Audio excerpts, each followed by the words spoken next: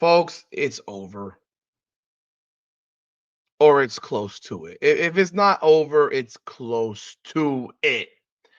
I I'm I'm at that point where I think we are at a point of no return. I think we have hit a level where there are problems and they are starting to punch you right in the face.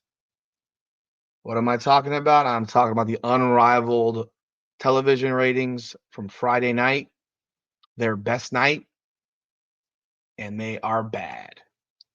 They just keep getting worse. Welcome back, everyone, to another edition of Rudy's Rant, powered by coming on the podcast where we talk facts over feelings. I'm your host, Rudy Rodriguez Shomont, aka Rudy the Hammer. Welcome back, everyone. I appreciate y'all, the ranters who are back again. Like the video, leave a comment, share the video. And for those of you who are new, I appreciate y'all jumping on with me today. If you like the content, please do like the video. Please subscribe. Leave a comment as well. Ring your bell so you can get all the up to the minute updates from everything that I put out. I appreciate y'all as always as we continue to grow this channel. We are over 7,300 subscribers now, so I am so eternally grateful to all of y'all. Unrivaled on Friday night was Friday night. What day was that? That was the 31st. You had the Phantom in the Rose, and you had the Lunar Owls and the Laces.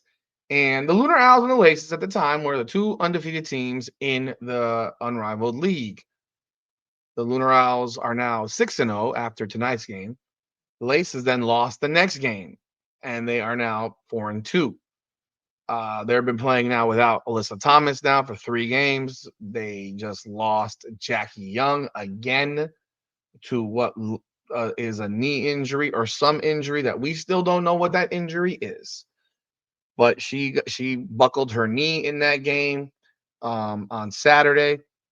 Not against the Lunar Owls, but the game against their next game that they played, which was against the against the Rose. Now,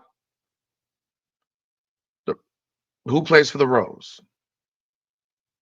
Angel Reese. You know this by now, right? Yes, you do. And they played against the Phantom and they lost 75-63.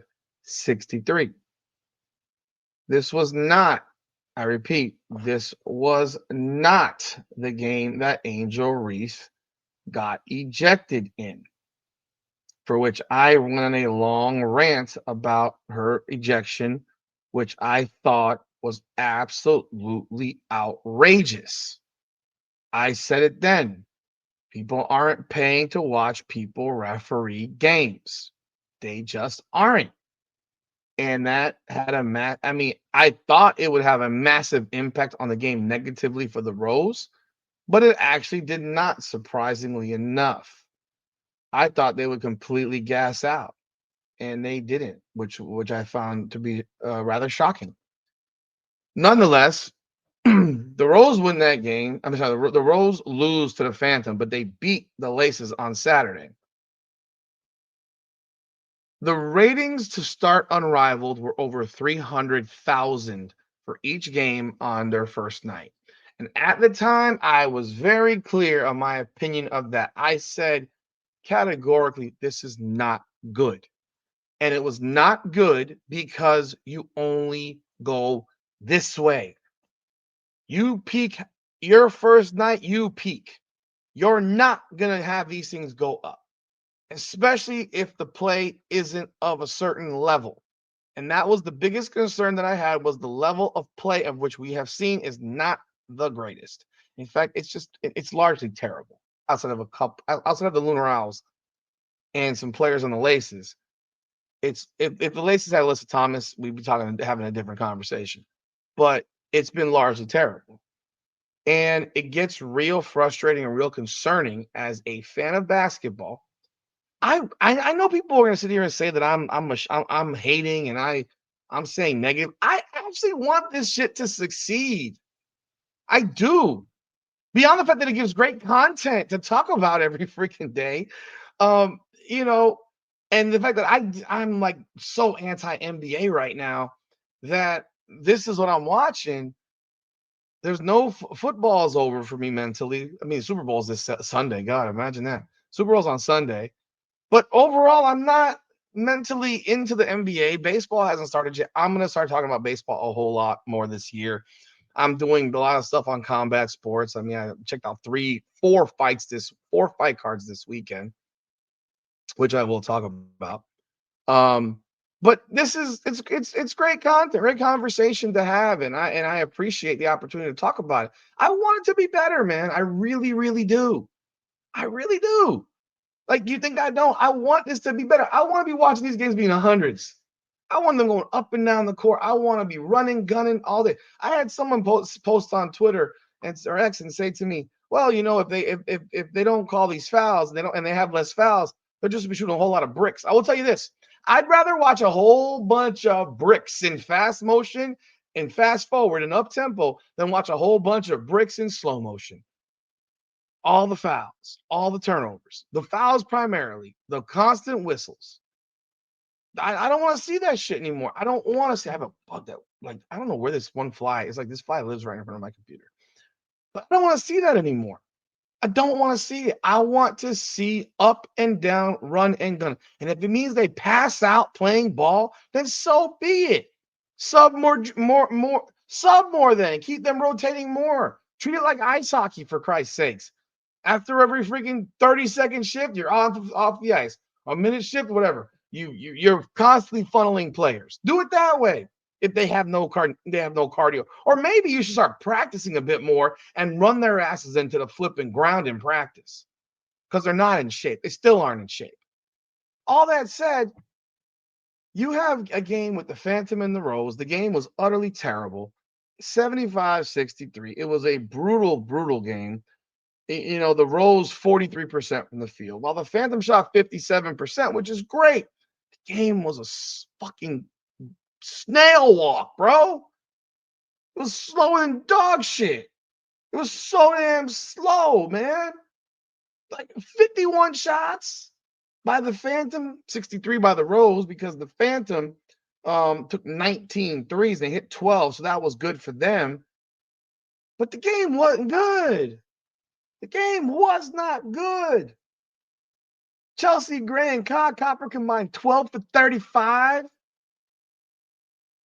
Azurá Stevens comes off the bench for 8 of 15 for 19. Angel Reese had 13 and 7. She actually had a pretty decent game. But the Phantom, Sabrina, had a great game. Said on another video, she's had one really good game, and the rest have been not really great. And she had a great game. She had 32. She had 7 threes. She had a great game. 32 and 9. And 8 assists, almost triple-double. But the game itself wasn't good. All right. And it also shows that the people who say they love Angel Reese, they don't. Here is a reminder of something that Angel Reese said in June of this year. Just a reminder of what she said. I think so many people are watching women's basketball right now. It all started from the national championship game, and I've been dealing with this for 2 years now.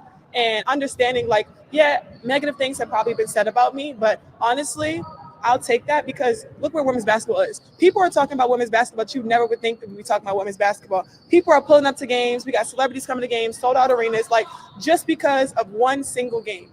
And just looking at that, like, I'll take that role. I'll take the bad guy role, and I'll continue to take that on and be that for my teammates. And if I want to be that, and I know I'll go down in history, I'll look back in 20 years and be like, yeah, the reason why we watching women's basketball is not just because of one person. It's because of me too, and I want y'all to realize that. Like,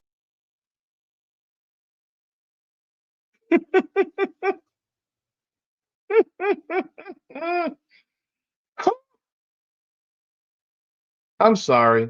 I can't. I can't. She really believes that. She believed it then. She believed that they were started to watch her because of that one game. Maybe they watched her because of that one game. She ain't the reason they were watching the game, though. The reason people were watching that game was because of Caitlin Clark.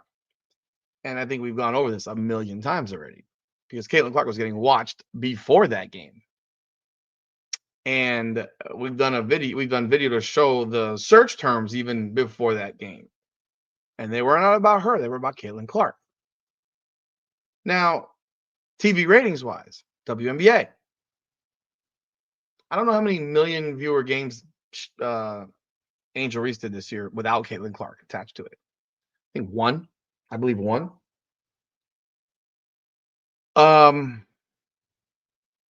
Angel Reese has the 2 lowest rated games in this entire thing.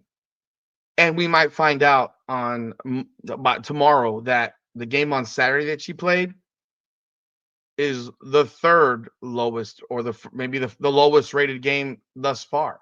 But she has the number 1 and number 2 for lowest watch games, 76,000 and 89,000, or something like that. Where are your fans, Angel? Why aren't they supporting you, Angel? Why aren't they supporting this league, Angel? I asked you the question. And I asked that question because Angel Reese's game on Friday night just had the lowest ratings of every Friday night game. The lowest of every Friday night game. We've had 6. Take a look at these ratings right here. Phantom versus Rose, 0.14. Now, I want you to understand this again, back-to-back weeks. TNT is giving away prime time television to programming that now combined drew 330,000 viewers between both games. This game, Phantom and Rose, drew 140,000 viewers. The next game, which was the best game probably so far the entire league season, was the Laces versus the Lunar Owls, and that did 190,000 viewers. Not much better. Look at the rest of this stuff. SmackDown, 1.58 million. Jesse Waters Primetime, 4.09 million. The NBA, Nuggets and Sixers. I thought women's basketball was passing the NBA. I thought they were. Isn't that the narrative that's been spun? Is that they're passing the NBA? The NBA is being passed by the WNBA and by women's basketball? It's not true. It's just not true. 1.12 million between the Nuggets and Sixers. The Sixers suck. Hannity, 3.12. RuPaul's Drag Race, 460,000. Anderson Cooper, 1.1 million. Newsnight, CNN, 930,000. And CNN's ratings are in the toilet, by the way. As you can see, Fox gets way better ratings than CNN. Untucked on MTV did 290,000 viewers. The Source with Caitlin Collins, 940,000. On Patrol Live, I guess that's some, I don't even know what that is, 580,000. The Rachel Maddow Show on MSNBC, 2 million. Last Word with Lawrence O'Donnell, MSNBC, 1.3 million. The Way Home, a Hallmark movie, I presume that is, 620,000. Real Time with Bill Maher, HBO, 660,000. The only 2 shows that did worse the second week in a row than Unrivaled are on the Disney Channel, people. The Disney Channel. Wizards Beyond Waverly Place. They did 120,000 on one show and 100,000 on the other. You want to know what Wizards of Waverly Place is, people? You want to know what this is? Wizards of Waverly Place. This is Wizards of Waverly Place.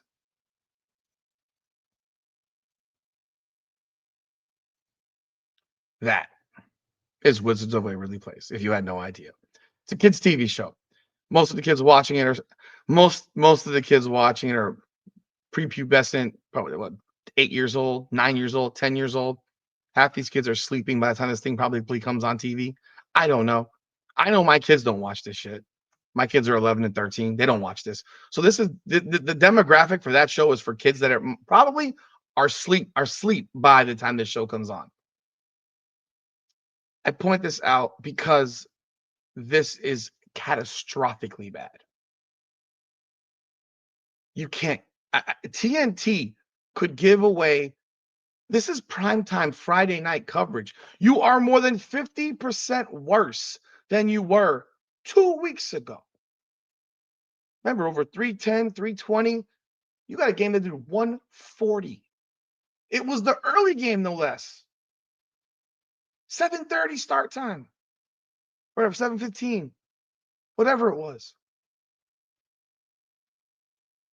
It's a disaster. It's an unmitigated disaster. And they won't fix the rules to help try to make it better. You are losing every casual fan there is. Angel Reese fans, whatever ones she had that she claims that it was because of me too, have walked. They've completely walked. Why? Because they're seeing that she can't compete in this very, very well. Even though I would say the last two games, her game on Friday, she played all right. And even on Saturday, until she got ejected, she played all right. Like, I'm not going to sit here and take a dump on her. She didn't play poorly in either of these two games. She didn't. She did not. You know, at that point, by the time she got ejected from that game, well, she didn't shoot the ball well. She had 15 rebounds before halftime. That's how bad the shooting was from the Laces, honestly, because the majority of them were defensive boards. But her viewership is gone. They don't care anymore, people. Like, they don't care. Her fans have said, fuck this. They have. And I'm going to tell you right now, this is a massive, massive problem for Unrivaled. It is disastrous in my opinion. I am wondering truly what Saturday's going to look like, and I'm wondering what tonight's going to look like, because historically over the 3-week period, Friday's their best night, Saturday's their worst, and Monday's in between. Well, their numbers on Friday were the numbers that they've been having on Monday. So I can only imagine how much worse, because there was nothing on Friday night. There was nothing special on Friday night happening that night. Don't tell me about wrestling. Like I said before, the WWE demographic is not the Unrivaled demographic. No chance in hell. And I will say this one more time. You've turned them off. You've turned the people off who wanted to watch this because they're seeing that it's just not that good. You got to keep them with style of play and skill and ability, and you're finding out. Tonight, even Nafisa Collier said, Unrivaled is doing exactly what we wanted. I'm getting better at different skills, blah, blah, blah.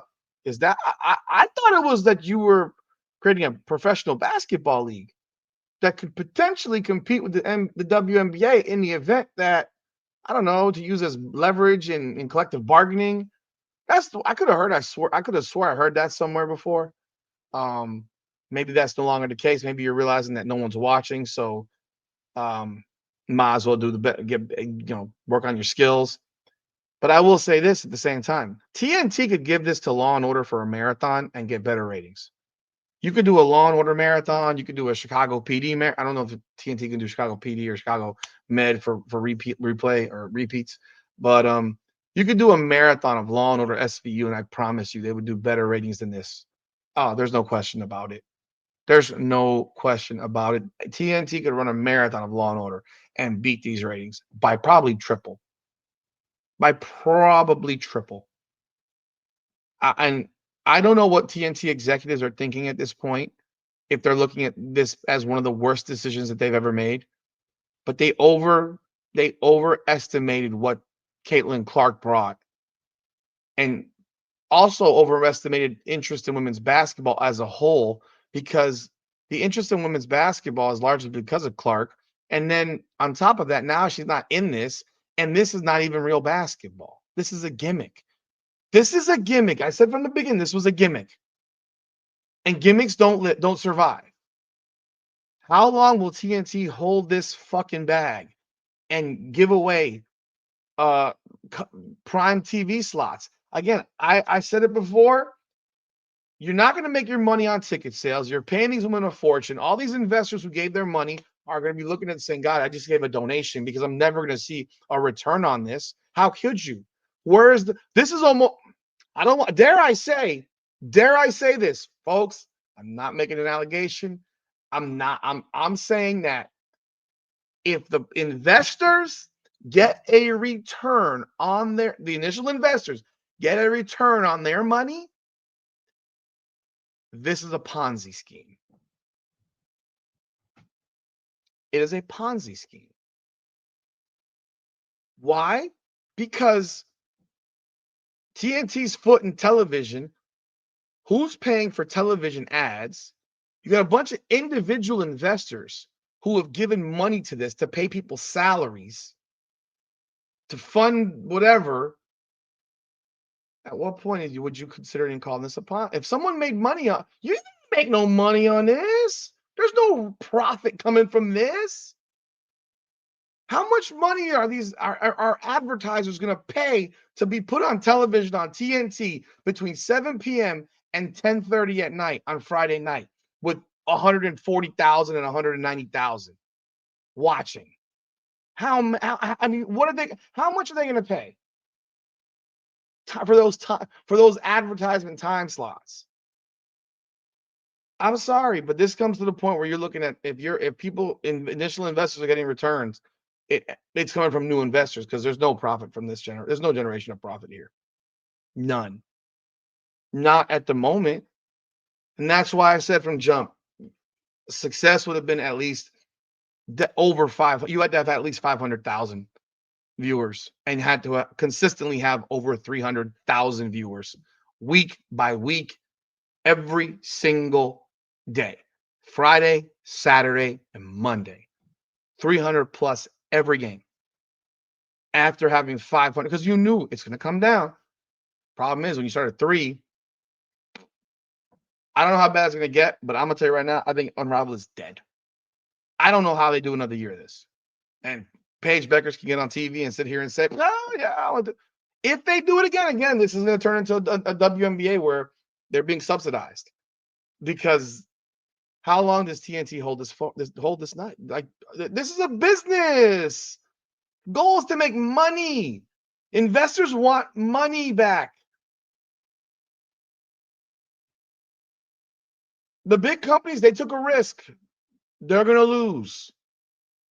They gave away TV for free, for equity.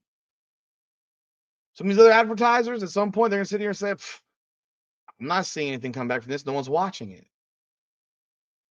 The individual investors, though, the people, the athletes who dropped 500, $1 million, $2 million, whatever they dropped, they're never going to see their money back.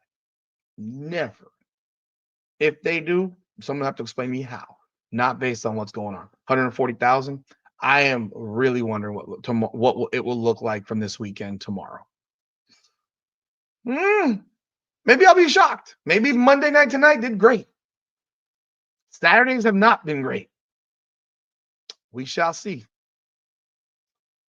But that's all I got. Let me know your thoughts in the comments. I'd love to hear what you got to say about these ratings and what it can do to this league. I just don't see how it can survive with this type of viewership. But that's all I got. Let me know your thoughts again. Like I said, leave a comment, like the video, subscribe. I appreciate y'all. Rudy's Rant. We talk fast for feelings. Come on now.